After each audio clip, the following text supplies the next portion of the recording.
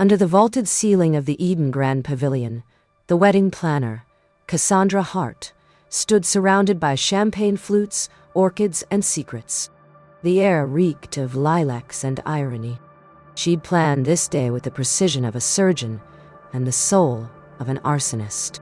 It was supposed to be the happiest day of his life, and it would be, for about 20 minutes. As she watched the groom's photo clipped under her checklist, her pulse didn't even flicker. It had been 7 years since he left her barefoot at the altar, her dress stained with tears and her phone silent. Now, she was orchestrating the wedding he'd replaced her for. Her smile tightened. Every flower she ordered, every speaker she tested, all perfectly positioned for impact. No one suspects the planner until the power cuts. Across the venue, in a velvet-lined suite with champagne chilling in a silver bucket, Thomas Rivers laughed like a man untouched by ghosts. He flexed his hands, admiring his cufflinks. Platinum, of course. While his groomsmen toasted the beginning of forever, no one noticed the speaker near the door, emitting a low hum. No one noticed the bouquet, already curling at the edges. "Shall love the vows," he murmured, unaware they'd be the least shocking part of the ceremony. For Thomas, this was the clean start he'd always wanted. New bride, new life. But Cassandra had been working beneath the surface like a virus, quiet, unnoticed, and waiting for the perfect moment to bring it all crashing down. The groom was smiling, and somewhere, so was she.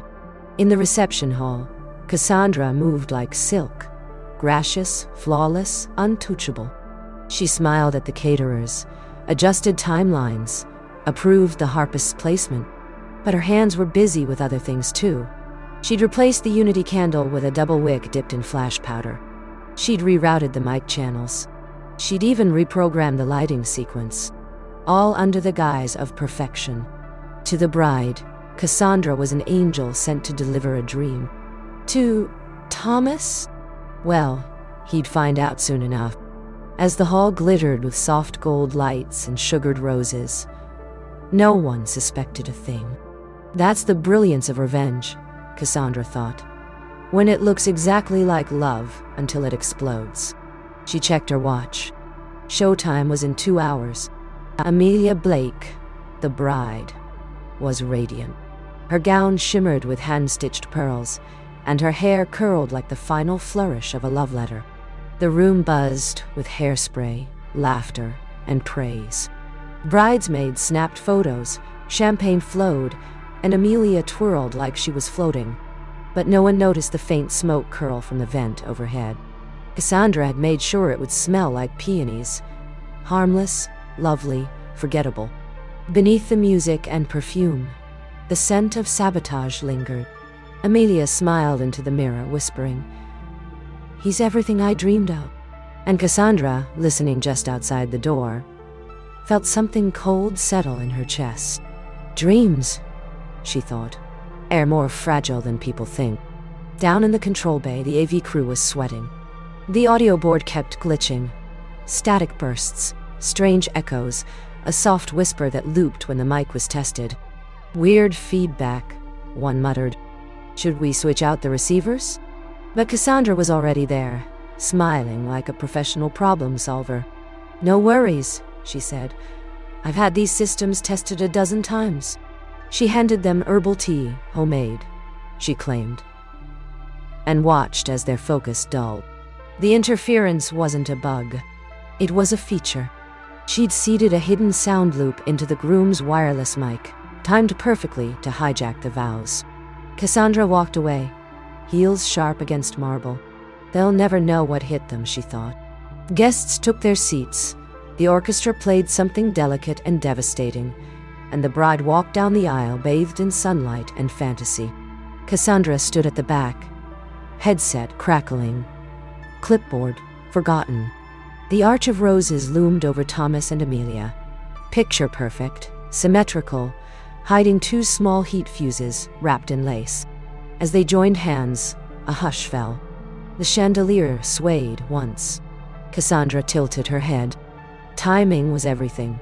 If she was lucky, and today she'd made sure she was, the real vows were about to begin. One guest sneezed.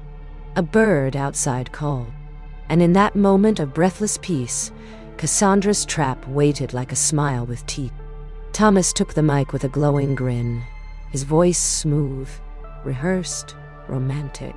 The guests leaned in. Even Cassandra held her breath, not out of hope, but calculation. Then, mid-sentence, the static hit. A crackle, a loop. His voice stuttered, then shifted. I never loved her. I never loved her. I never loved, the guests murmured. Amelia blinked. Thomas froze. The technician turned pale, twisting knobs that did nothing. What the hell is that? The groom hissed, but the mic blared on, mocking him with echoes of his own pre-recorded confession. Cassandra in the wings didn't move. Oh, her eyes were dry. Her fingers wrapped calmly around a remote no one had noticed. Chaos had a rhythm, and she was keeping time. Amelia's hand trembled in his. Her smile collapsed, replaced by something raw. Confusion, betrayal, fear. What does that mean? She asked, her voice barely audible. Guests squirmed. Phones appeared. Someone gasped as the lights above flickered like warning signs from a god. Then, unnoticed by most, one rose and the arch above them blackened at the edge. A whisper of smoke curled. Thomas yanked the mic away, shouting for someone to fix it, but the damage had already rooted itself in Amelia's eyes. Cassandra stepped forward with a fire extinguisher tucked neatly behind the stage curtain. Not to help, but to watch the unraveling. Her silence screamed louder than the static. Then it hit. A single burst of white light from the chandelier, like a camera flash from hell, followed by darkness. The power cut. Gasps echoed through the wedding hall. Children cried.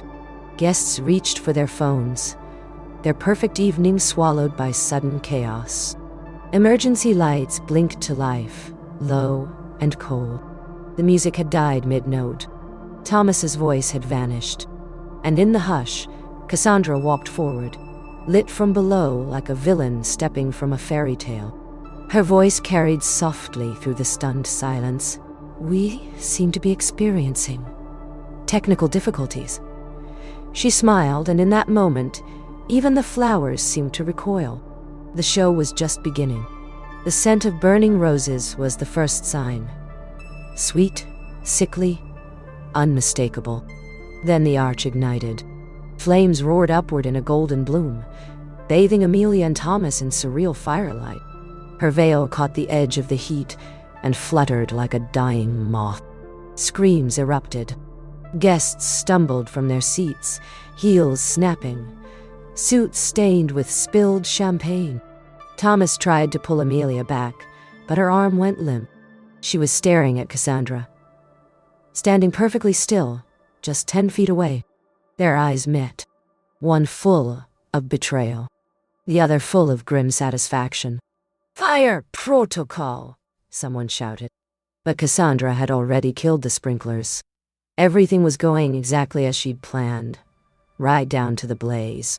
Smoke thickened in elegant curls, chasing guests through velvet-draped halls as the chaos spilled outward. The grand entrance doors were flung open, allowing panicked clusters to pour into the night, coughing and shouting. But Amelia didn't run. Her knees hit the floor with a soft thud, her dress pooling like defeat. Why is she doing this? She whispered, eyes glazed. Thomas tried to speak, but the words choked in his throat. Cassandra stood on the stage now, a surreal image of calm in a scene collapsing around her. Her clipboard was gone. Her hands were empty, but her control was absolute. This wasn't vengeance. It was theater, and the audience was finally watching. You did this, Thomas snarled, storming toward her, tie half askew and sweat streaking down his temple. You're insane. Cassandra didn't flinch. She looked at him like he was a memory, distant, harmless, already archived. You think I ruined your day? She said.